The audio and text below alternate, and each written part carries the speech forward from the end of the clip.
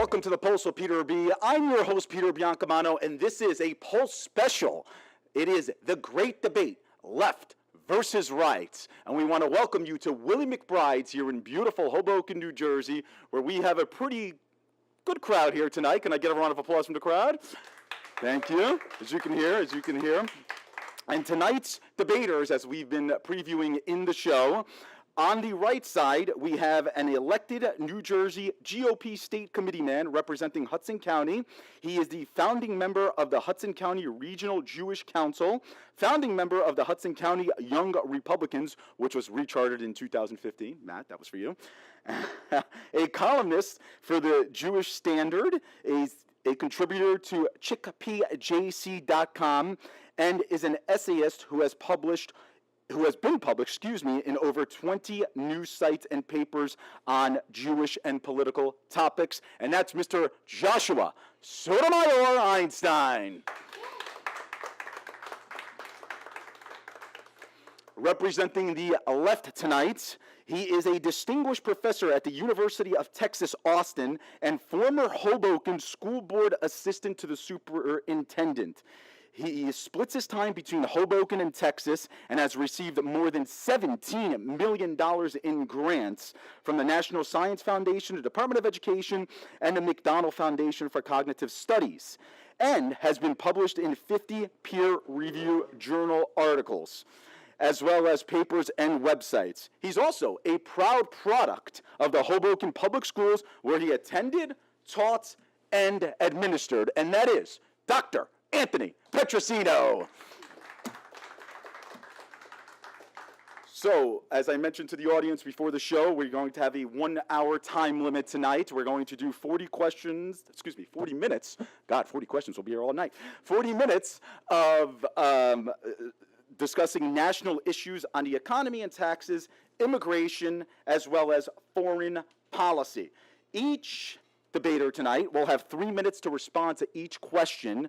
There will be a 90-second rebuttal and even a 30-second rebuttal. And I will be keeping the time. So why don't we hop right in? Gentlemen, are you ready?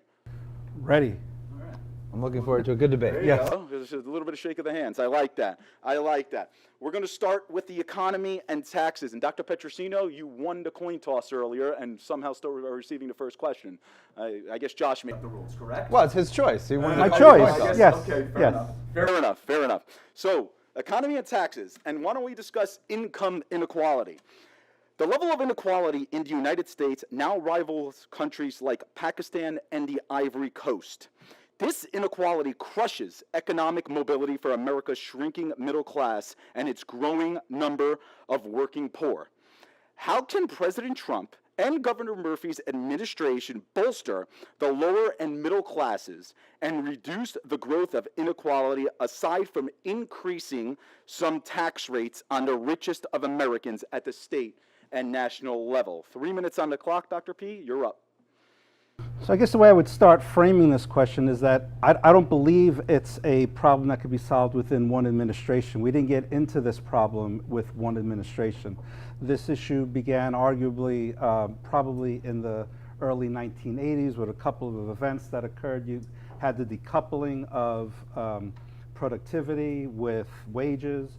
You had a couple of other kind of ideological developments, including maybe deregulation, et cetera. And so what we see happening in terms of the inequality has gone on for about the last 3 decades, possibly more. Go back to the turn of the last century, you had income inequality at a height, so you almost have like an inverted U. Then around the beginning of the Great Depression, you start getting a little bit more distribution.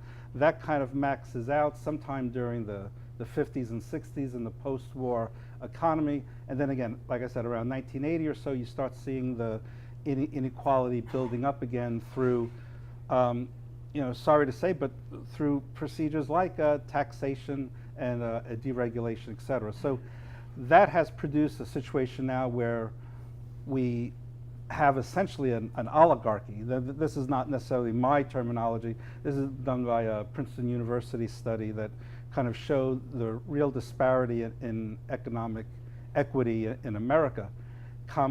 Compounding on that is we almost are developing an unofficial caste system in this country where you're essentially bound into the caste that you're born in. There's not as much mobility between the classes as we would like to think there is, or at one time that there was. So you have this burgeoning kind of caste-like system. You have a separation of the haves and the have-nots, or the have-mores and the have-littles. That's creating, I think, some tension. In fact, I think it's creating a lot of tension, and we're starting to see that develop, I think, increasingly more. What specific policies can President Trump or the governor do? I would invest personally in individuals. I would look for education programs. I would look for job programs. This would take this will take some extra money. This might take some taxation. I think at this point it's early enough to perhaps increase tax on the top 10% or so for these specific education and job training programs to reduce what may end up becoming something like a revolution in the streets, quote unquote, in another decade or two if we keep going down this path. Time. Josh? There's this mythological narrative that we're somehow at the economic level of a developing or undeveloped nation, when really, if we look at the economic gains that the country has made over our history, what we're talking about is a rising standard of living. And around the world, what we see when we look at economies and we look at the transition from command economies, whether a king or a dictatorship or an oligarchy says this is the way things are and this is set in stone and the system is put in favor of those politically at top, to an open, free market-based economy, we see people's standard of living rise. All right, we see their life expectancy continue to grow. We see infant mortality go down, and when we see the things, the accoutrements of their life, whether it's a flat screen television or air conditioning, we see that accumulate. So when we talk about income inequality and we talk about the economy, we have to keep in mind the standard of living, and we can't create this fantastical post-apocalyptic scenario where the United States is ruled by several corporations that live in enclaves, like a show that was once on the Science Fiction Channel. But it's interesting what the doctor said when it comes to regulation, and that's a point that I think it's very important to keep in mind, because there is smart regulation, but more often than not, it's the top political and corporate class that work together to write the regulations that their lobbyists are creating, the regulation that their teams of hundreds of lawyers can get around, and the regulation that strangles the small and medium-sized business from becoming potential competition. So when we talk about potential future oligarchy ruling the United States as if it's some marionette show, when we go down the route, or when people advocate the route of overregulation, or keeping the amount of regulatory regimes that we have that are interfering in our everyday life, that's where it leads. It leads to oligarchy. It leads to increased economic disparity. We see this in systems, whether it's Venezuela, whether it was the Soviet Union, whether it was less free market Vietnam or China as well, and in North Korea. When you have these overburdensome regulatory regimes, they end up empowering the political elite. They say they're for the people, right? They end up powering the political elite, and they disempower, disenfranchise, and end up putting in poverty the masses of people. All right. Dr. Petrosino, do you have a rebuttal? Slightly. So the standard of living question is a reasonable, I think, framing of this, but I would point out that if you stratify that data, you'll find that, for instance, things like mortality or life expectancy is much different in this country if you are poor than if you are rich. And so what you see is, once you get away from the averages and look at the stratified data, is that we do have an oligarchy currently. It may not be post-apocalyptic. It's actually, in a sense, like being a a frog in a pot that the kettle is getting a little hotter each day, and is what's happening. We have this disparity already, and it's growing. It's growing more in 2019 than it was in, say, 2009, and much more than it was, let's say, in 1969. I do agree, however, that perhaps the standard of living, the average poor person probably has more or better resources around them maybe than a poor person of a couple of generations before that. But the income inequality also has to do with things like hope, aspiration, and aspiring to better things for an individual and for the family. And in that sense, I think keeping the poor comfortable in air conditioners while they become further and further separated from the have-mores is eventually going to create some societal unrest. Josh, rebuttal? So I think the principal point to keep in mind when we're talking about oligarchy and income disparity is that the course of action that you seem to suggest, and I apologize if it's not the case, of more regulation, that creates and calcifies the oligarchy. I mean, right now, whether Republican or Democrat or the several independents that pretend they're independents but are really Democrats in Congress, they all entered Congress middle class.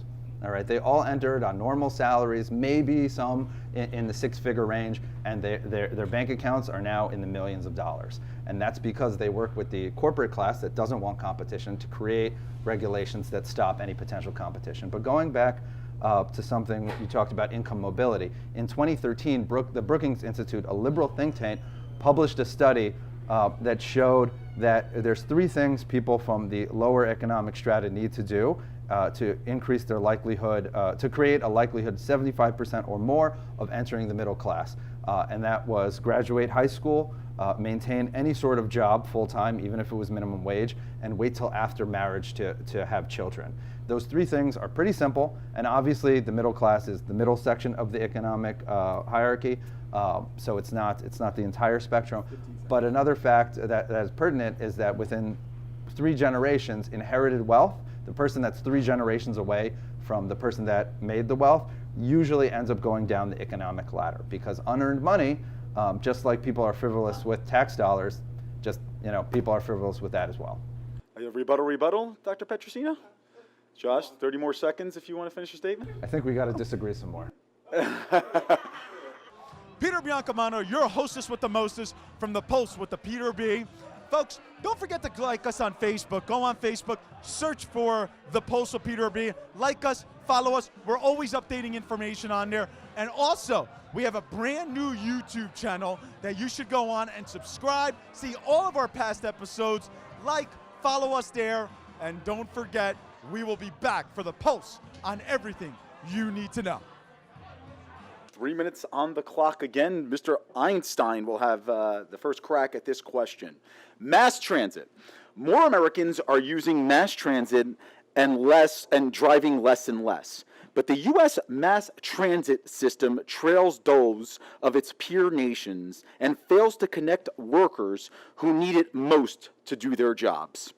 Does the national/state government have any plans to push transit development? As I said, Mr. Einstein, you're up. Well, I don't know if they have any plans, but I think the real question is this a proper role of government? Whether, we really have to think about what do we want government to do, and if doing things that are convenient for us is something we want to give up more of our tax dollars, more of our liberty, and more of our freedom of choice to do.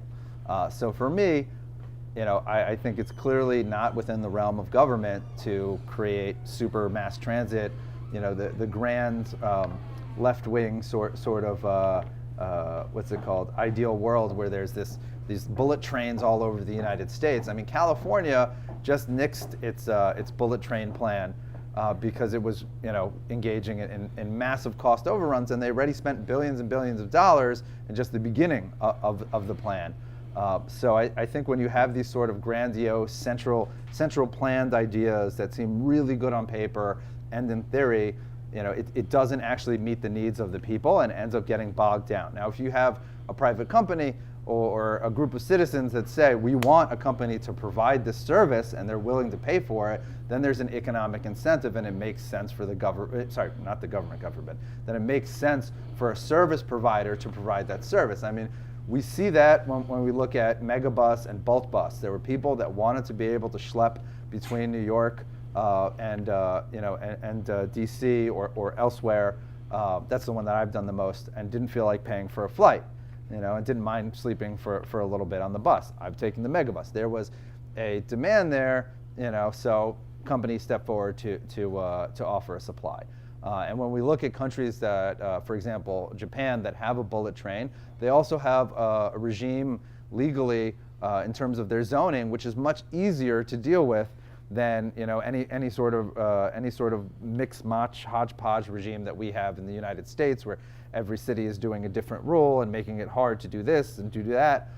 So I don't think it's really applicable in the United States, nor do I think it really makes the consumer or the customer or the citizen in any better circumstance. I don't think there's anyone here that thinks New Jersey Transit, whether it's the buses or the trains, are an exemplar of good service. There was they're almost rioting when the WWF had their event and they didn't plan enough trains, as if they didn't know already that thousands and thousands of people had signed up to go there.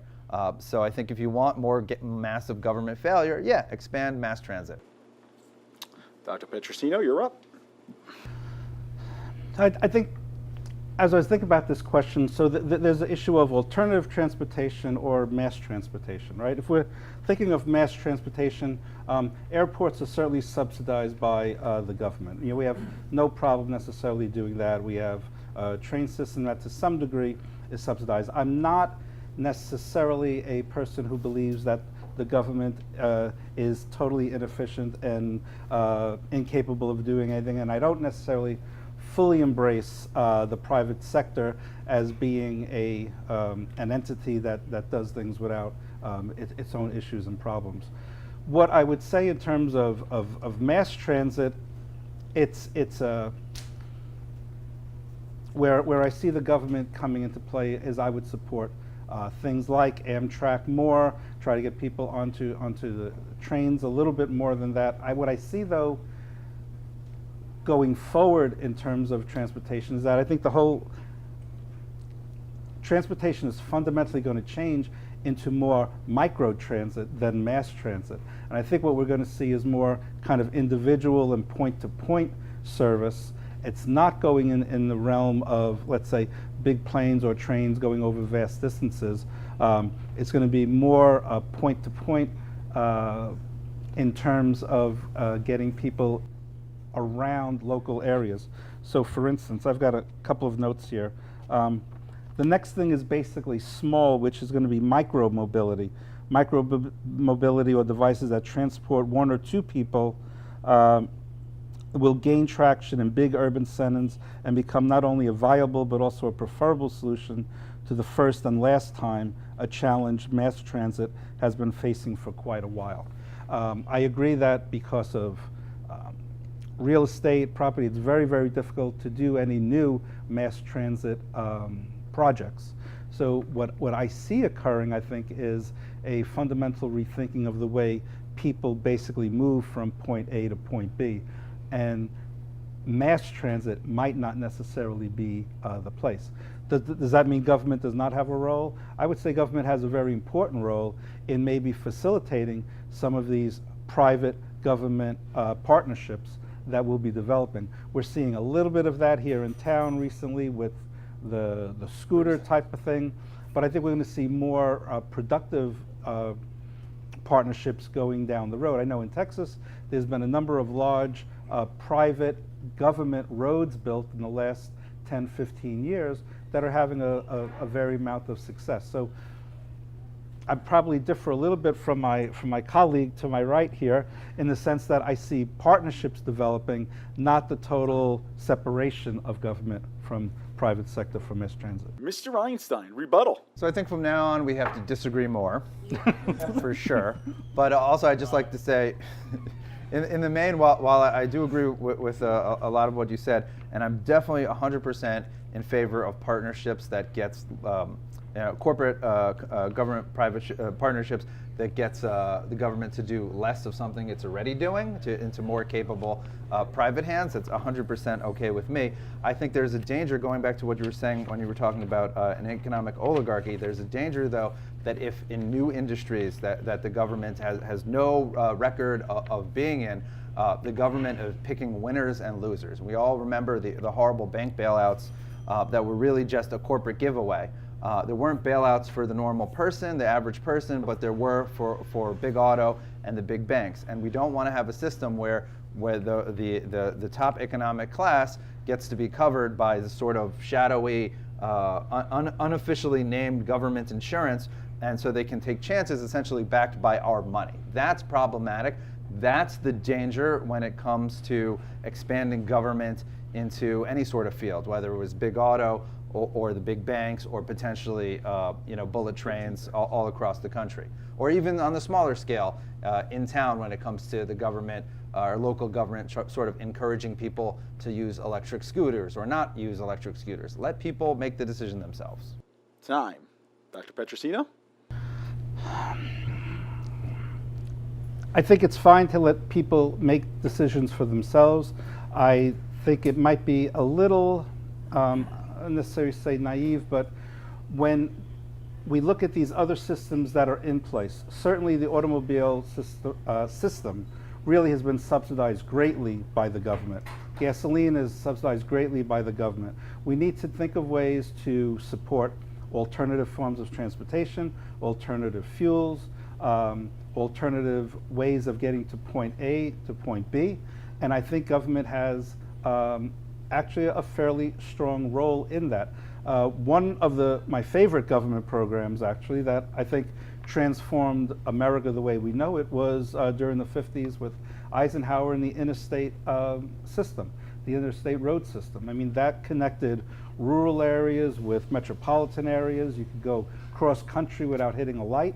That would not have happened, I don't believe, with the private sector. Those are, for the most part, free highways and created not only safe transportation across the country, but also revitalized whole regions of the country that were not necessarily in parts of the metropolitan area. I don't think that necessarily qualifies as mass transit, to be clear, but certainly shows ways that the government can make large impacts, and I believe in a cost-effective way. Josh, rebuttal? It's a great example. I think my colleague, the doctor, completely ignored the reason that we created the interstate highway system. It was because of national security concerns in case there was an invasion by the Soviets. And every action has a consequence, right? So the consequence there was that the formerly traveled national roads like Route 66, all the businesses along there died. And when we look at government intervention in today's world, like in New York City, where they're trying to limit Uber and Lyft and ride sharing and these new technologies that he's talking about, what do we see? We see government trying to shut them down. Dr. Petrosino? I would point out to my good colleague that the national defense system was the excuse that Eisenhower used to get the funding, not necessarily the reason. I don't think Eisenhower was really that concerned about using the interstate system to mobilize our country in time of nuclear war, but it did provide a mechanism to get the funding from the federal government to assure the complete coverage of the country with safe, speedy roads that increase both transportation and merchandise. All right, it's getting good now, right? A little bit. Oh, wow, thank you. Always the front row, always. So this is going to be our last question on the economy, and it's on equal pay. Even as more women are becoming top earners in their households, women in the United States make just 77 cents for every dollar earned by men. And the gap is worse for women of color. The average woman loses more than $430,000 over her lifetime because she makes less than men for doing the same work. What could be done at the state and federal level for women to receive equal pay? Dr. Petrosino. Well, One thing that could be done is that we could support solid democratic initiatives like the Paycheck Fairness Act that's been sponsored by Representative Rosa DeLauro and voted almost unanimously in favor of by Democrats in the House and in Congress, and almost universally against by Republican congressmen. There is something to be said about making things like this a law. There is something to be said about having a law in which women are not being paid as much as men, as this law will say. Then the employer has to provide a reason why a woman is not entitled to make the same amount of money as a man for that particular position. That's one of the primary things this law would do. Simply hold the employer's feet to the fire a little bit and explain legally in writing why a woman is not achieving the same amount of compensation for the same type of job. I think it's slightly, almost ridiculous in this day of age that a law like that or an act like that is having a difficult time making its way through Congress to become a law. So that would be one of the first things that I would do to kind of support equal pay between men and women. There are other disparities, as you had indicated, between minority women, white women, and et cetera. There are some encouraging fields, though, where we see equality becoming closer and closer. I know at the University of Texas, for instance, biomedical engineering is one of the majors where we're now actually seeing more women than men in that particular field, and the money that they're making coming out is comparable and more or less equal. There's also some statistics that indicate that college-educated white women coming out of college are making about the same as college-educated men, although that equality kind of separates, as you might imagine, after a couple of years for various reasons. So some of these have to do with childbearing and have to do with family, and we need to be thinking of ways that we could make the workplace more accommodating and not necessarily have women take financial hits for starting families, raising families. But the thing that I think we could do most easily right now is to pass that the Fairness Act. Josh? So it's already illegal to discriminate against people based on their sex.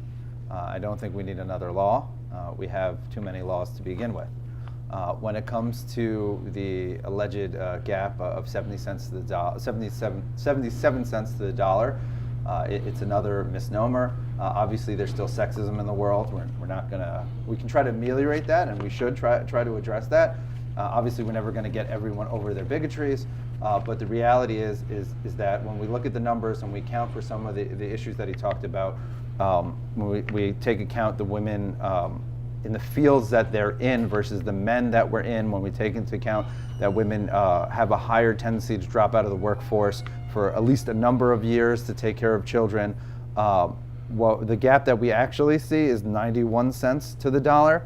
And as we have more women in college now than ever before, and they're actually a majority, and we actually have more women than ever before going into the STEM fields in particular, whereas a lot of that gap comes into play, we're going to see that 9-cent gap really start to close. And obviously, any employer that just discriminates just because someone is a woman instead of a man should be held accountable, and they can be held accountable under current law. But the notion that some people put out, I'm not saying it's the doctor that puts it out, but that some people put out there that an employer wouldn't go for the employee that has the same, if not more, competence, all right, than the second applicant for the job, who they can get away with paying 70 cents on the dollar, just makes no sense whatsoever. If I had a business and I had two equally qualified applicants, and I could get away with paying someone 70 cents on the dollar, 77% of what I'd pay the other person, I would always be hiring women. It would just be an all-woman company, and people would think that I'm just a weirdo that just wants to be surrounded by women, which is true, and I am, but I don't have a company. So we have to really look at the we have to look at the societal circumstances. Not all of it is corporate America's fault. There is an external existing pressure or assumption on, on the sexes that women will be the ones that will take off and rear the kids for a longer amount of time than the guys. That is not the responsibility, nor is the moral onus on corporate America for keeping it or for perpetuating that. That's on us to try to change society. Dr. Petrosino, rebuttal? Again, I would just say that the Paycheck Fairness Act just simply avoids the issue of an employee having to sue and go into costly litigation about why they're being undercompensated, and it would simply allow the employee to request from the employer a statement that they would have to kind of produce, explaining why a female is making less money than a male in a particular position, or conversely, why the male is making more money. I think one more law isn't going to necessarily hurt the situation. I think that it's a relatively clear law. I think it would have immediate ramifications. And again, I think it would actually reduce litigation and reduce all the intimidation that goes into play when women, or even men for that matter, right, because it could go both ways, are questioning their compensation based solely on their gender or other types of classification systems. So it puts a little more onus on the employer without costly litigation and in a somewhat kind of timely fashion. And if nothing else, it would raise consciousness among the private sector and the public sector. Josh, rebuttal? So I think consciousness, if we look at social movements, whether it's the civil rights movement for the African American community, or the gay rights movement, or the women's rights movement, those things happen in, the effect is political, the change is political, the movement happens in a social, it's a societal movement, and it's about people convincing their friends and neighbors. And I think that's what we're talking about right now when it comes to actual equal pay for women. I don't know any legislation that hasn't resulted in additional lawsuits. It's almost a direct cause and effect. You create legislation, someone, there's always going to be bad actors out there, right? So not everybody's a bad actor, but someone who's a bad actor tries to take advantage of a situation to advance their cause in a way that may not actually be legitimate. That happens with all legislation across the board. So adding another layer to say something that's already illegal is even more illegal doesn't seem to make sense. And it also seems to be that we're infantilizing women when we talk about that a woman wouldn't be able to negotiate for the salary that she feels she deserves. I think women are equal to men, I don't think that there's a problem with today's modern woman that they can't negotiate the same way a man can based on their confidence and their abilities and what they bring to the table in that dialogue in corporate America. Time. Doctor, rebuttal? I agree that there's no problem with today's modern women. I believe that there's a problem with today's modern men. Josh? Men have problems. Peter Biancamano, your hostess with the mostest from the Pulse with the Peter B. Folks, don't forget to like us on Facebook. Go on Facebook, search for The Pulse of Peter B. Like us, follow us. We're always updating information on there. And also, we have a brand new YouTube channel that you should go on and subscribe, see all of our past episodes, follow us there, and don't forget, we will be back for The Pulse on everything you need to know. All right, why don't we move on to some questions on immigration? Always a hot topic, especially nowadays. And I believe Dr. Petrosino has first crack, if I'm not mistaken, correct? The U.S. did not restrict... No, excuse me, Josh has first crack. My apologies. The U.S. did not restrict immigration before 1880. As laws passed setting limits, the number of unauthorized immigrants grew. After strict restrictions were passed in the 1960s, illegal immigration jumped. The foreign-born population is now 12.4%. That is higher than any time during the past 50 years. but it is comparable to the years 1860 to 1930. Are today's immigrants different than years ago? Josh? So there's nothing, inherently different about immigrants to the United States. Today's waves happen to be from heavily towards Mexico and the Triangle in Central America. Past waves were Jewish, Russian, Italian, etc. ad hominem. So there's nothing inherently different about the people. It's a different language, different origin story, but there's nothing that makes them different. The thing that is different today is that every country in the contemporary world has an immigration policy. It's no longer the Wild West where people could just move someplace without seeking the permission of the sovereign rights of the people that live there and just be like, okay, I'm going to live here now. And there are certain issues that play into why that is. One of them is security. One of them is a more concrete set of an idea about national identity. And it's perfectly all right for every country in the world to determine what they want their identity to be in positive terms. Now, when it comes to illegal immigration to this country, I have to think about in the 1950s, it was Operation that was named a term that's not PC today and shouldn't have been PC there either. It was entitled Operation Wetback, in which 3 million illegal aliens, mostly from Mexico, were essentially encouraged to go back across the border because the government was picking up people that were illegal immigrants and bringing them back across the border.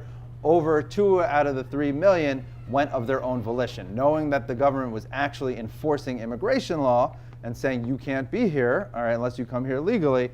They, two out of that 3 million, over 2 out of the 3 million actually, decided to go on their own with their possessions and with their money instead of being picked up by the authorities.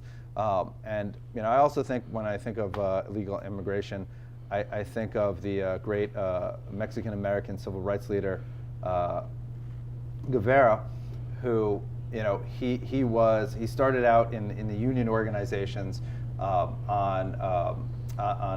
in farms, right? And he organized people to stand up for the rights of the fruit pickers. And one of his big stands was, when they'd have strikes, all right, to advocate for their worker rights, is people would bring in the owners of the farms would bring in illegal immigrants from Mexico. They would literally bust them in. They'd bust in scabs. And this gentleman was a great American, and a Mexican-American community leader who saw that this was hurting the American working class, whether they were Mexican-American or African-American or white American, didn't matter. It was hurting the indigenous, local, Native American working class. And that's where we have the situation that we have today. It's not that the millions of illegal immigrants are doing anything wrong in and of themselves. There's nothing wrong with them. But the situation exists where they're undercutting our working class in this country, and that's not tolerable. Dr. Petrosino. I'll say two things. One is that I don't believe at the core there is much difference between people who want to immigrate into the country today than my grandparents, perhaps, two generations ago. I think people want to come to America for promise of a better life, ideals, things that maybe sometimes we can cynically almost kind of laugh at these days to some degree, but it really is a ray of hope and promise of liberty and fairness to a great numbers of people. So we should not take that necessarily for granted. So that's for the general immigrant, whether that's an exchange student coming in from overseas, whether that's someone trying to come in through chain immigration, or somebody who's seeking maybe perhaps asylum. So I would say that I don't believe at the core that there is much difference in the hearts of people, in the minds of people who are trying to immigrate into America today than there were 100 years ago. The second point, which I'll make a slight rebuttal now, and maybe we'll get to later with another question, is I believe there are some numbers that indicate that the illegal immigration issue, which is another more complex issue, data shows that the jobs that are really kind of at stake that they take away from seem to be either teenagers, recent other immigrants, or people without high school diplomas. I know there's another question come up, and we'll go into this a little bit more detail, but I don't completely accept the fact that the illegal immigrants necessarily are taking jobs of, let's say, working class people in the country, particularly, especially in an $18 trillion economy like we currently have. Josh, rebuttal? So we shouldn't care about working class, uneducated Americans.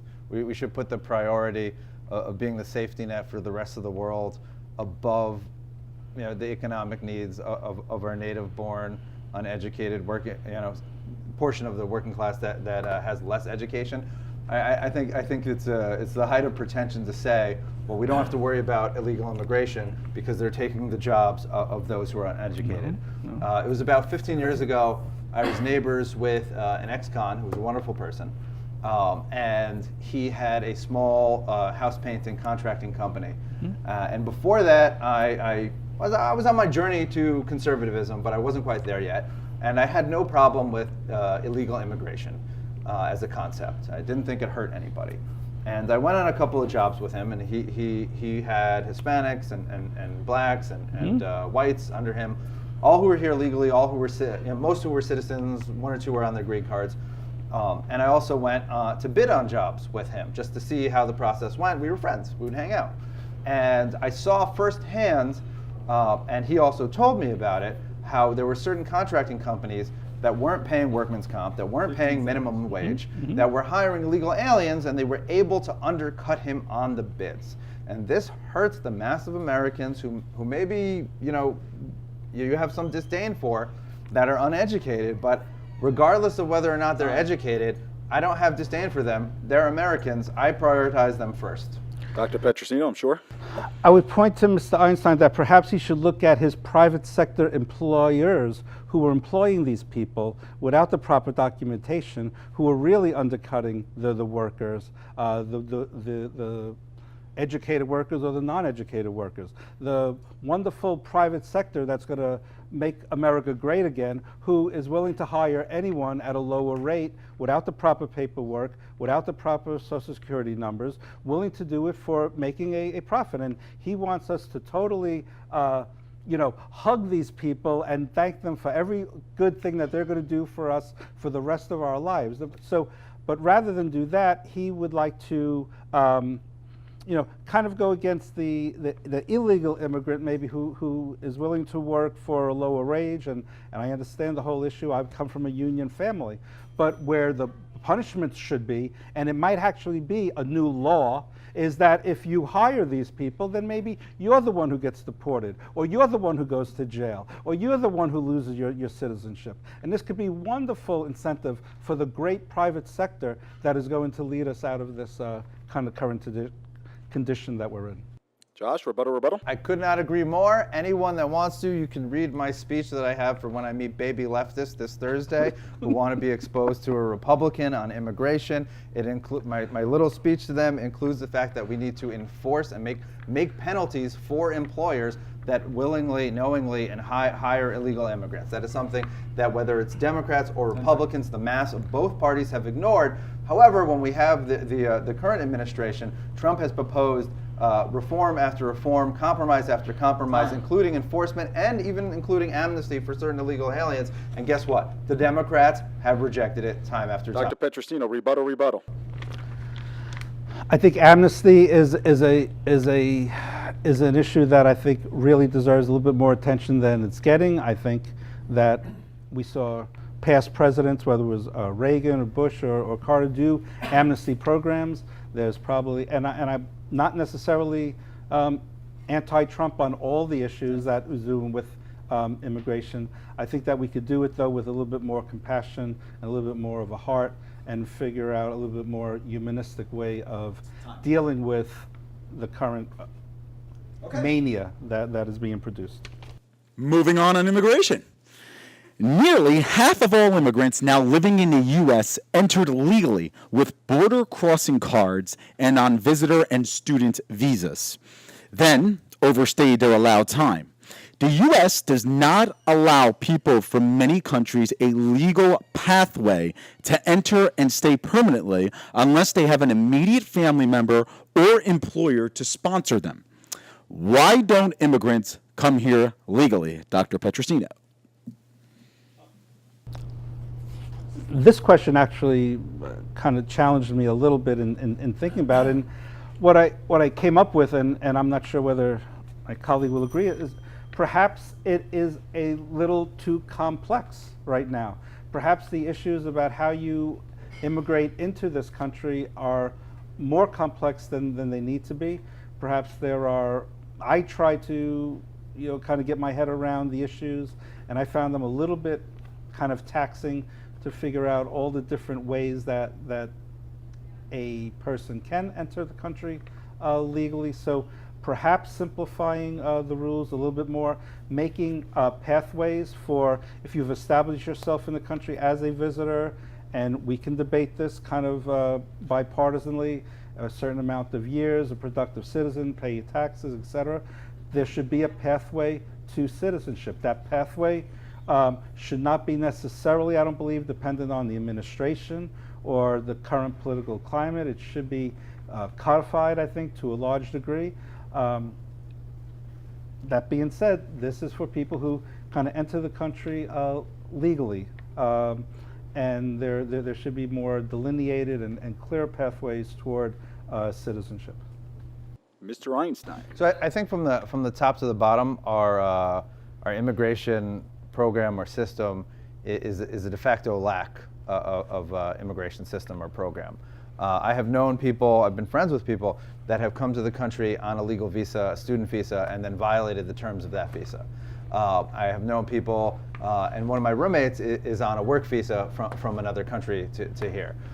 And from the top to the bottom, the whole system makes no sense, needs to be thrown out and done again. It's the result of too many bad compromises between the left and the right, and corporate interests that are writing the laws with the politicians that they're donating to. And so what we have, on one side we have foreign workers that get a visa to work here, like some of my roommates have been in the past, where essentially it's indentured servitude, right? They can almost not leave their job, and they have to take a lower rate than what would be paid if they were American, and at the same time, they're taking a job that an American would be paid more for. So they get a short end of a stick, all right?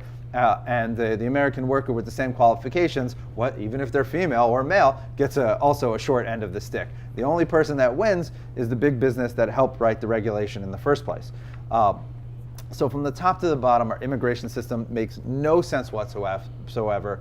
We have a lottery system for people that decide to line up in a queue and obey the law. And then we have this de facto sort of quasi-open border system where anyone that can schlep to Mexico, whether it's a flight, because people have been recorded as flying to Mexico from other parts of the world and then crossing the border illegally, or if they're in Mexico or in the Central American area to begin with. We have that de facto quasi-open borders where we're like, oh, okay, wink and a nod, nudge, nudge. Who does this really hurt?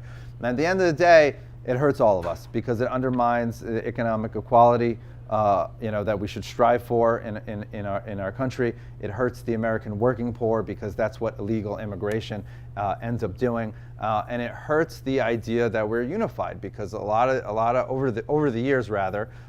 There's this idea that we don't have to try to acculturate or assimilate new minorities that come to this country, new immigrant groups that come to this country, and that everyone can sort of balkanize into their own group.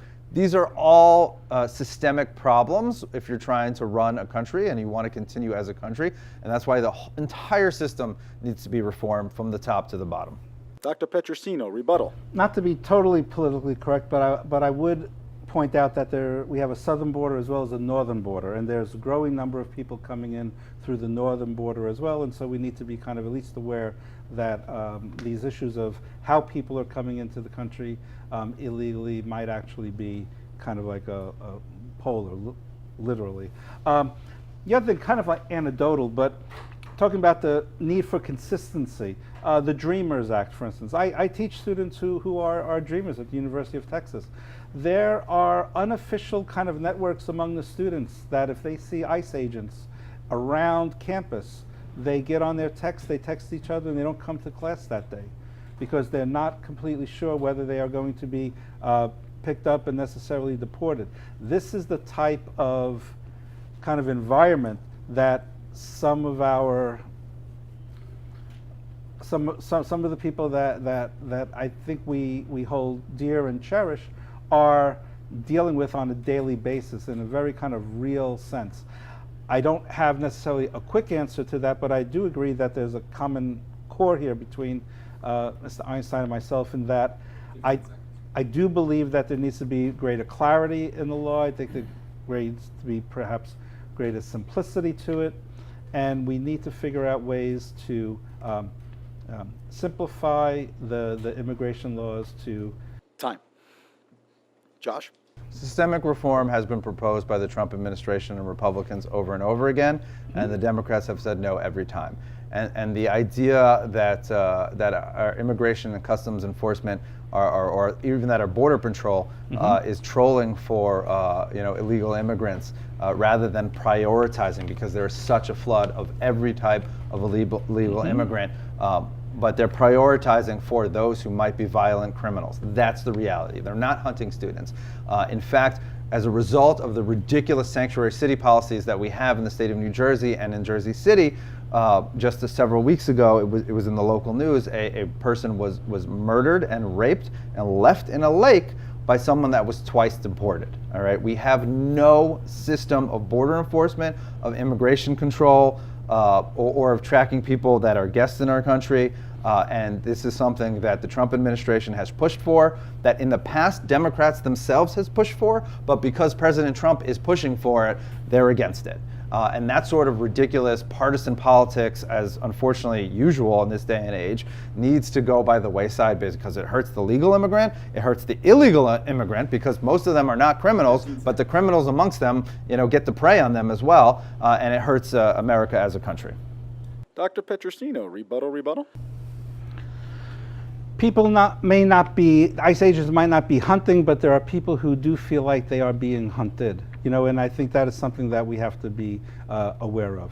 And of course, there's going to be incidences where someone's going to commit a crime and they're going to be like twice deported, and they're going to be elevated into being a kind of a popular media story for the conservative media or even for the liberal media around the country. But we've got to be aware that the vast majority, as you said, are not committing crimes, do not deserve to be feeling like they're being hunted. Josh, rebuttal? But would that murder have taken place if he would have, if we would have had an actual immigration system instead of a de facto open border? That's the question. We don't have an open border. We don't have a de We have facto open surveillance, border. we have drones, we have heat cameras. We do not have an open border. It's a ridiculous statement to say we have an open border. It's simply the kind of rhetoric that's used on the right to make everyone else feel guilty. There's no such thing as an open border. There is not an open border. You yourself Maybe were some just people talking get about illegal immigrants coming from Canada. Yes. From Canada. You yourself pointed But that that out. doesn't mean it's an open border. The fact that people are getting through does not mean it's an open border. An open border is a border that has no restrictions, no So you control. support more immigration restrictions, I'm saying more that border. we do You not have support more open border borders. patrol. We do not have open borders. And unless we agree on that, we can't have any further discussion. Well, I we believe do not the have term an I open used was border. de facto open border. Okay, thank you guys. Why don't we move on, because we are running a little low on time. Let's give them a round of applause, huh? And why don't we move on to some foreign policy questions, because I do want to get to the audience. First question. We've heard a great deal about threats from abroad, whether from trade, immigration, as we just talked about, or terrorism. The American people are now thoroughly convinced that the world is a dangerous place from which we need to take refuge behind walls, tariffs, or extreme vetting. But what about opportunities rather than threats? How can the United States use its technological prowess, so you need to drink more water, its investment and aid, its culture of openness and free exchange to create a safer, healthier, more prosperous world? Or is it naive to think in such terms? Josh first. So I think it's very natural. The United States is a very open country. We do have a culture of sharing. It is the melting pot. God bless the melting pot. Death to the salad bowl idea. But I think the question itself has inherent in it a false dichotomy, a false choice between vetting and security and freedom. And I don't think those two things are naturally or inherently juxtaposed. We can't, for example, going to our past topic, we can have, if we choose, if Democrats decide to come to the table with President Trump, we can have an immigration system that is at least better than the one we have right now. Nothing is going to be perfect, right? But is at least better than the one we have right now. And we can be the open country that we still are today, and we can continue to do that in the future.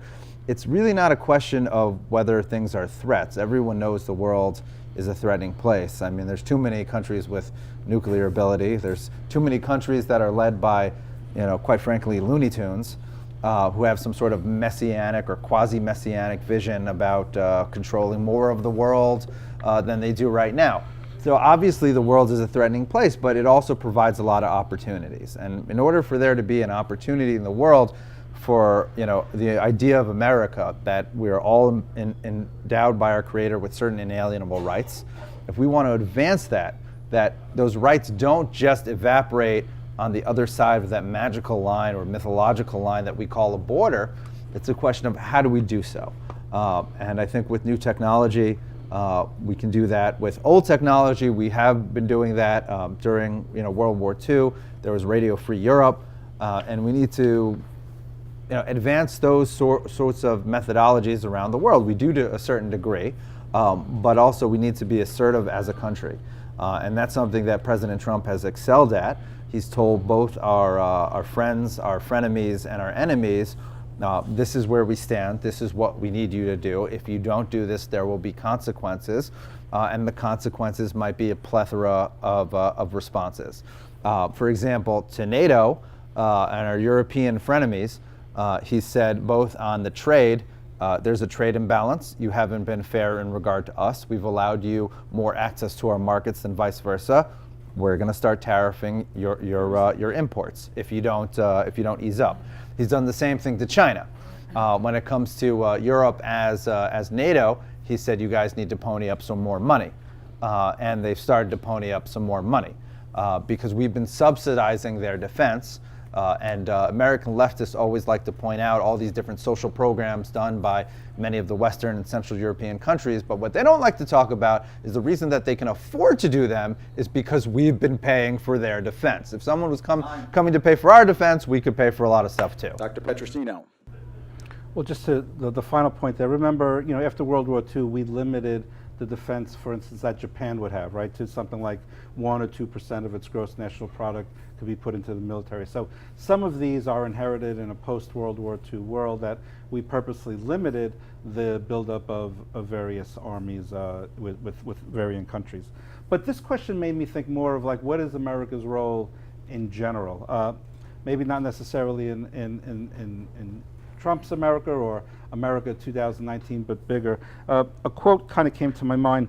One of the greatest challenges of adulthood is keeping your idealism in the face of lost innocence. Great politician, political scientist Bruce Springsteen said that. I bring that up for a reason, though.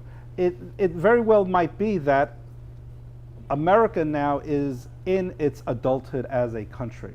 Right, we're not the young kind of vibrant, maybe say democracy from the 17 and 1800s. We're in adulthood. We're one of the oldest democracies, and we need to kind of reaffirm what is American ideology. What is it that we want to kind of spread across the rest of the world? Is there anything we want to spread against the world? Or do we want to become an isolated country again, like we were kind of around World War I, and I would say even during World War II, which we didn't enter until we were kicking and screaming into World War II, eventually with the bombing of Pearl Harbor, of course, war was going on in Europe since 1939. Had Germany won the Battle of Britain, Germany would have been in England, and the whole kind of complexity of World War II would have been very different. America would have been very happy to kind of figure out a way to get along at that time. So America's foreign policy is now, I think, reaching a kind of adulthood stage as our country matures, and what that role is going to be in the rest of the country is something I think up for debate. I don't know whether it's calling countries like Germany now and France and England are frenemies and embracing the good guys in North Korea and Russia. I think that's extremely dangerous and an extremely naive position to take in a kind of world that we are living in today. 30 seconds. But I'll leave it to Josh to kind of comment on that, I'm sure. Josh, I'm sure you have a rebuttal, buddy. Oh, for sure. So in terms of embracing Kim Jong, mentally ill, whatever his name is, I don't mind making fun of dictators, or Putin. The reality is quite the opposite. When we look at the history of appeasement to the North Korean regime, it's funny to say that President Trump was embracing him when before they started having those summits, the whole liberal world was in a pandemic. They had their underwear in a bunch because President Trump was calling him Little Rocket Man. So either he's too hard or he's too soft on him, but there's always a critique there. There's always a punch that is ahistorical, and it ignores the larger history of American appeasement to the North Korean regime. And that goes back for President Obama and W. and Clinton before them. It's a bipartisan problem. When it comes to Putin, the politicians that had resets with the regime were also W. and also Obama. And it was Obama that on a hot mic said to then nominal President Medvedev that it's his last election, and afterwards he'll be able to backpedal a little bit and go easy on the regime. When we look at the actual sanctions regime that was put in place during the Trump administration, when we look at the fact that it's the Trump administration that actually put a missile defense system in Poland and is willing to sell them to the Ukrainians, whereas the Obama administration was not able to, we see that the rhetoric of appeasement to Putin just goes out the window. Dr. Petrosino. I'm fine. You're fine? Yeah. All right. So then I will continue talking No, you will not. about the architecture of the One more post-World War II world. One more question on foreign policy, then I do want to get to audience questions. So, diplomacy, intelligence, and military account for about 25% of government spending and half of the discretionary spending, that which is not automatically allotted to Social Security, Medicaid, and Medicare. In 1960, entitlement programs accounted for 26% of federal spending, while discretionary programs, including defense, were 67%.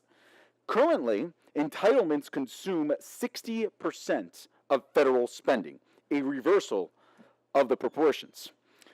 Popular and important as they are, entitlement programs are present consumption national security programs are public investment. How can the federal government prevent entitlement programs from crowding out spending for defense and diplomacy? Dr. Petrosino, you're first. So at the core, I believe, of this question is that a large amount of debt could harm national security by constraining military spending in times of crisis and limiting countries' ability to prepare for a crisis. Those aren't necessarily my words. Those are the CBO's analysis of the current situation that we have in America. That wasn't only of this year. They said that in 2012, 2013, 2014, 2015, and 2016. So what we have really as a threat here is the growing debt. And the growing debt is becoming more and more of a national security issue than anything else. If there are politicians who are willing to wage war on the credit card, are willing to make tax cuts without making any appropriate cuts to programs that are supported, we're only furthering our national debt deeper and deeper. I don't think it's necessarily the entitlement programs that are strictly at fault here. I don't even think it's necessarily the military spending that's completely at fault here, although again, the common statistic, we spend more than the next 10, 12, 15 countries combined, is certainly worth looking at. What is the real, I think, potential problem going down the road is this issue of the national debt. And we are at a critical point with that. We have, I don't like to use the dollars, because the dollars have kind of like scary names to them, like hundreds of billions and trillions. I like to think of them more as a percentage of the gross national product. We're basically where we were at the end of World War II with our national debt. And it took us about 30 years to get out of that. Arguably it wasn't until the late 70s, early 80s that we really kind of paid for the debt of World War II. We have a similar type of debt right now in 2019, and I don't see a post-World War II economy coming around the bend anytime to bail us out of the current debt we're in. So I don't know what the easy solutions are. I know there are hard solutions to the debt, and that might mean cuts to the military, that might mean difficult cuts to entitlement programs, but I think the real culprit here is the national debt, and that is what I believe will become an increasing problem as we go further on. Not this year, not next year, but certainly within the next 5 to 10 years, and that may have us hesitate to get into situations around the world where we really should be, and we won't because of lack of resources. Mr. Einstein. So going back to the previous topic, just like 30 seconds, Dean Acheson was one of our big thinkers in foreign policy in the White House at the turn of World War II and the world, and he wrote a book, Present at Creation, about building the architecture of the world post World War II, about the Marshall Plan and NATO and what eventually became the EU and the UN and the IMF and all these global institutions that were created when we thought the world might be unipolar for a quick second, and then after the Soviet Union got the bomb, at least bipolar. And the premises that they thought, the foundational thinking, was that either the world was going to be calcified into two blocks, and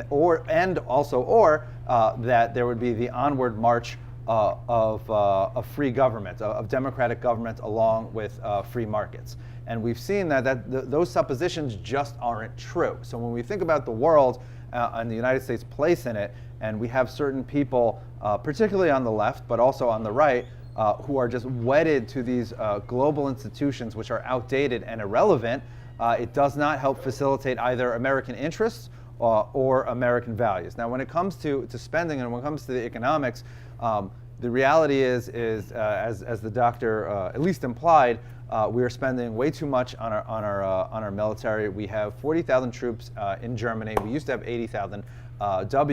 Actually halved the amount. I think we can go another half. We can downsize the amount of bases that we have around the world.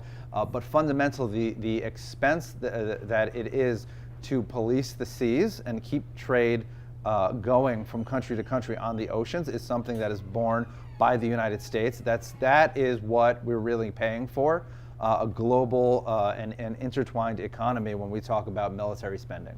And I think it's a good idea to be able to enforce what we believe our interests to be anywhere around the world, because just like Britain before us, we are the most, not that we are altruistic, but we are the most altruistic actor out there. Today's foreign policy is not the neoconservative vision where we're just trying to push our ideology, nor is it the realist, quote unquote, realist Kissingerian vision where we're just trying to pursue our interests. It's a balance of both. But I think to me this ties into something earlier topic when the question that neither one of us really addressed was about Murphy and Trump in terms of tax policy. Mm-hmm. When it comes to the overall economic outlook, what do we see? We see Trump, who created a tax cut which actually increased the revenue collected by the federal government than the previous year, right? And we have Murphy, who's made a tax increase his mission, even on the rain, all right?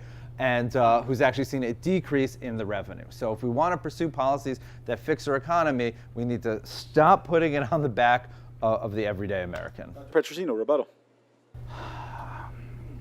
I'm not sure whether we've seen the final chapter of the Trump tax cuts. I don't necessarily believe in this, idea of what is implied by trickle down, right? If you cut the taxes, so, and I believe there's some evidence that actually there's very little evidence, economically speaking, of cutting of the taxes increasing kind of revenue over the long haul. You may get a couple of spurts here and there, like we may get with the Trump tax cuts, but I think probably over the next couple of years will be much more of a telltale sign. And already I think there are some indications from economists that it may be at the very least a mixed message, and possibly may even be a little bit more negative going forward. As for the state, New Jersey, with the taxes here, it's a mess generally, and I do tend to agree with my colleague here. The taxes in New Jersey are very high. There's reasons why they're so high. That being said, the economy in New Jersey, though, is relatively strong. Kind of reminds me a little bit of the economy in California. I do not believe that necessarily that all taxes are bad taxes. I certainly believe in a progressive kind of tax, and I do believe that large corporations like Amazon making billions of dollars should pay taxes, as well as the high income earners. Mr. Einstein, rebuttal. So we see in time after time in history that when you raise taxes during an economic recession or depression, whether it was during the Great Depression under FDR, what happens? You extend it. We've seen under Reagan, when there was an economic dip, you lower taxes for everybody. What do you have? You have the economy rally. Under Clinton, when there was indicators that the economy was going down, when he lowered taxes on capital gains, the economy picked up. Under JFK, when he lowered taxes, the economy picked up. Time after time after time, this is the result. And it's Milton Friedman likes to say, or likes to talk about, a noted economist, that it's not the static amount or the empirical amount of regulations and taxes that you have at that time. It's the regulatory and tax direction that you're going in, right? So if we look at the post-Soviet economies of Eastern Europe and we compare them to Central and to Western Europe, in absolute terms, Western and Central Europe may have less regulations and may have started at a point where they had a lower tax burden, right? But the direction that they were going in the EU was towards more regulation and more taxes.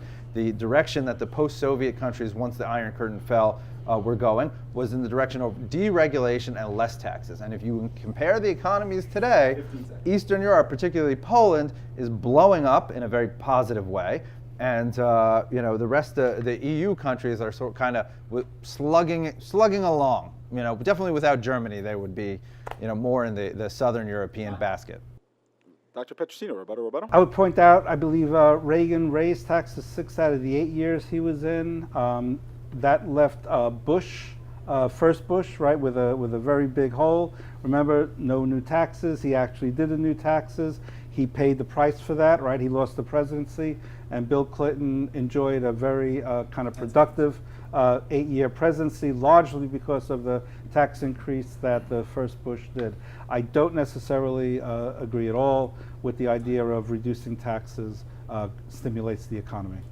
Mr. Einstein, rebuttal. So my dear colleague just said that when Reagan raised taxes, it stymied the economy. I couldn't agree more. When you raise taxes, whether you're Democrat or Republican, it hurts economic growth. When you take money from productive citizens, and give it to government, which everyone knows wastes money. We've all been at the DMV. Guess what happens? It gets wasted. Peter Biancamano, your hostess with the mostest from the Pulse with the Peter B. Folks, don't forget to like us on Facebook. Go on Facebook, search for the Pulse with Peter B. Like us, follow us. We're always updating information on there. And also, we have a brand new YouTube channel that you should go on and subscribe. See all of our past episodes. Like, follow us there. And don't forget, we will be back for the Pulse on everything you need to know. All right. Who in the audience has questions?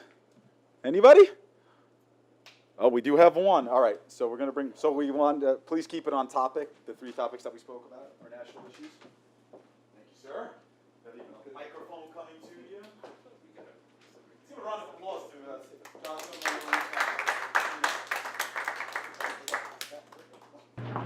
So your name and then your question, Matt.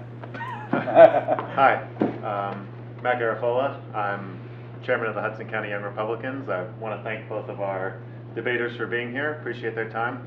Question I have is relates to national economics, but what would either of you do to address the sort of growing cost of living in the state of New Jersey? New York as well, we see it across the Northeast where these states have increasingly raised taxes, cost of living has gone up and up, and what we're seeing is people are fleeing. They're going to different lower tax jurisdictions, which is creating budget problems for the state governments. So what would either of you do to resolve that issue or help the working class citizens of New Jersey? So there will be no rebuttals here. It's just one clear answer, and I'm not even timing you. Josh, you're first. I would shut down our government. It's the most useless thing in New Jersey, and I know that seems like a jest and a funny comment, but under Governor Murphy, there's nothing that he won't spend money on, whether it's college tuition for illegal immigrants or a quote-unquote millionaire's tax that really hurts small business owners because a lot of them file under their individual income tax.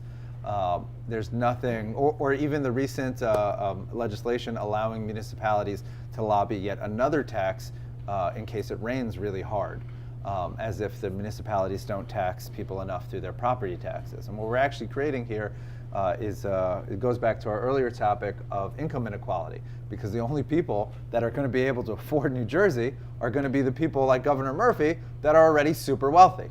And it's not my friends on the left like to use the term sustainability. The economic path that we've been walking down is not sustainable. They need to downsize New Jersey's state government immediately. We need to force municipalities to talk to each other about having shared services so they don't have a huge municipal tax burden. We need to get rid of county level government. There are other states that do not have boards of freeholders. No other state calls it freeholders, but there are states that do not have county level government and because it is a huge place for political patronage and is a complete waste of the taxpayer money. And for example, in Hoboken, about 40% of everyone's income tax goes to that huge waste of their money that does nothing for anybody. Yeah, they say, oh, well, we do this park, we do that park, like your city government couldn't handle another park or another road. So there's a lot of this spending. Another example is any municipality in New Jersey that has a child that is school age is legally required to have a superintendent of schools. So even Teterboro, which is an airport that has a town, all right, the airport is actually larger than the physical town, has to have a superintendent and has to have certain bureaucracy just to send those several children to a different school system. I mean, you have all this death by 1,000 cuts that liberals have pretended is progressive, but really it's ended up being regressive because it's not fair to you to take out more and more of money that you've earned out of your wallet and make this place unaffordable for the average person. Dr. Petrosino, jump in. So the cost of living becomes kind of a relative thing because you also in New Jersey have one of the highest average incomes in the country. So I have a little bit more of maybe a nationwide view. I have both the fortune and the misfortune, right, of living in a number of states around the country. Red states like Tennessee, Texas, Nebraska, as well as, let's say, Wisconsin, a couple of others. So what I would say is that and I agree that there are efficiencies that could be brought to the system. But I would also say is that every state would like to lower the cost of living. It's not only in New Jersey. You hear the same kind of conversations in Tennessee, in Texas, in California, Wisconsin, Nebraska. What you do have in New Jersey, though, is you have a high quality of life in New Jersey. You also have kind of, the third best educational system in the country measured by a number of different factors. you have fairly healthy people with fairly good access to things like healthcare.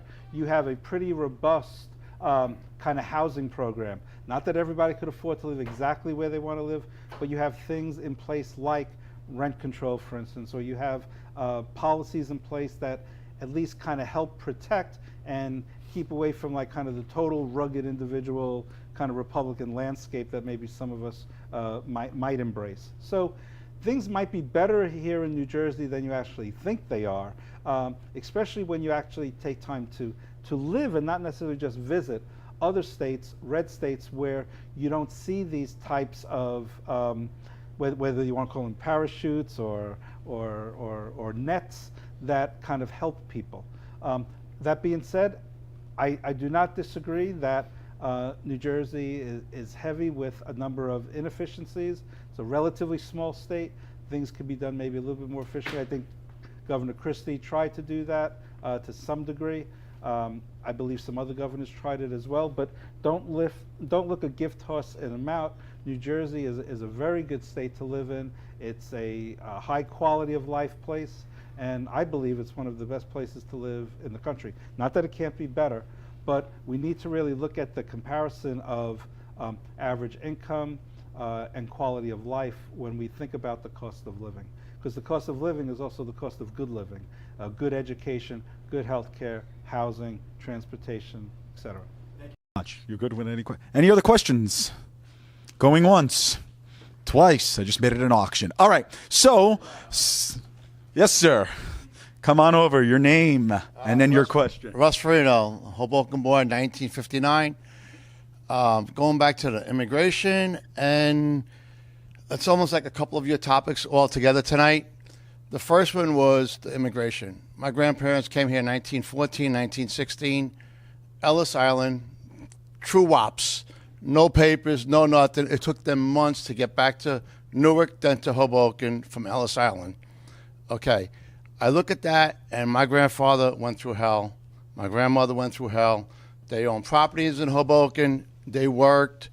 He was a longshoreman, the whole bit. You trace them, okay? And then you go back to what Mr. Einstein was talking about earlier, immigration, tracking immigrants that come in here. My grandparents came in illegally, but they did everything they had to do to make it right. You go back to the murder we had at Liberty Park. You go back to the MS-13s in Long Island. There was 1, 2, 3, 4, 5 episodes in the last 2 years with the MS-13s. I strongly feel that we all have a right to come back to America, bring people and our relatives and everybody back to America. But there has to come a point in time where we become not this little soft nation that everybody's welcome. You don't belong here, you should be shipped out. And that's all I have to say about that. Dr. Petrosino, any response? Certainly echoes, I think, the voice of a great... I'm sorry, Doctor, you're also third generation. I am. Correct. I am. So yeah. You from Hoboken, Newark, Yep. Hoboken, Yep. Newark. Yeah. We all went through Ellis Island. No, yeah, exactly. My grandparents came around the early 1900s, I think 1908 or 1909.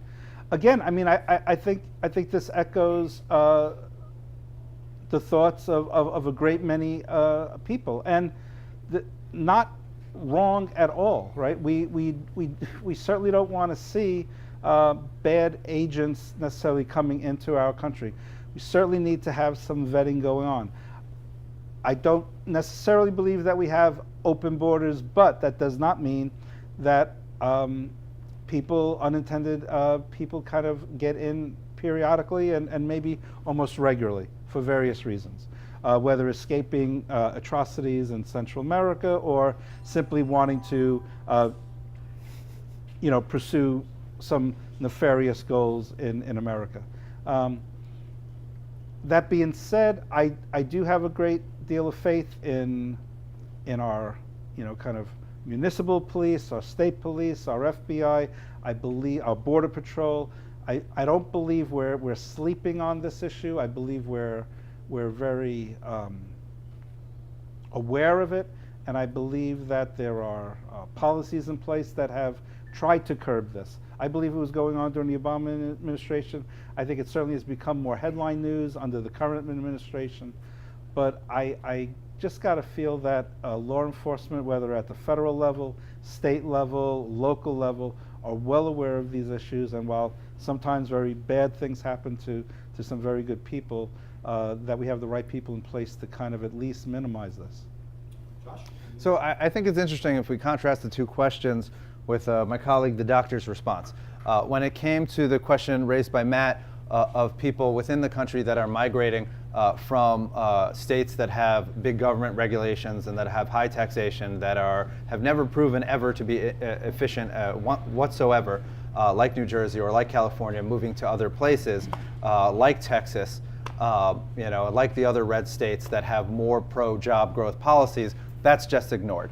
But when it comes to illegal immigration and people on a daily basis going over the border where there are no barriers, that's something we can talk about, but also that's something that's sort of like minimized, and it's something that maybe happens. When the reality is that when we look at the economic migration within the country, the door is shut. Without a state like New Jersey, without New York and Philadelphia there as anchors, we would be losing people, in total grand numbers, instead of just the large numbers of people that are born here that move out of here to red states that have pro-growth policies.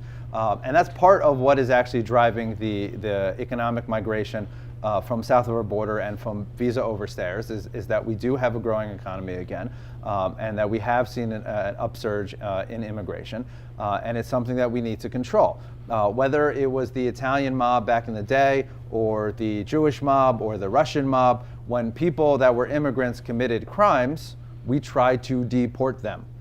Because even after they served their time in jail, we're like, hey, why do we want to risk having this person go back to a life of crime in our country if we can get rid of them?